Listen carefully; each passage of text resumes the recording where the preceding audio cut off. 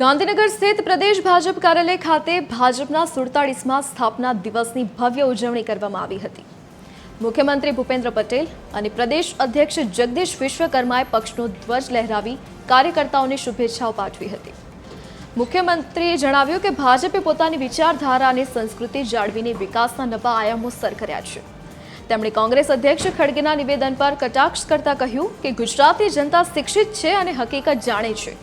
પ્રદેશ અધ્યક્ષે જનસંઘથી ભાજપ સુધીની સફરને યાદ કરી કાર્યકર્તાઓના નિસ્વાર્થ સેવાભાવને બિરદાવ્યો હતો। તેમણે ઉમેર્યું કે 17 કરોડથી વધુ સદસ્યો સાથે ભાજપ વિશ્વની સૌથી મોટી પાર્ટી બની છે અને ગુજરાતીઓના અપમાનનો બદલો જનતા ચોક્કસ લેશે।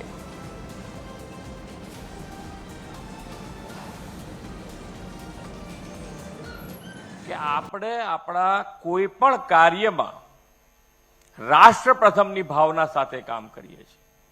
એટલે આપણે ચૂંટણી માટે જીતવા માટે ચૂંટણીની હાર જીત માટે કામ ક્યારેય નથી કર્યું। પ્રજાજનોના સુખાકારી માટે પ્રજાજનોની સુખાકારી માટે હર હંમેશ કામ કર્યું છે।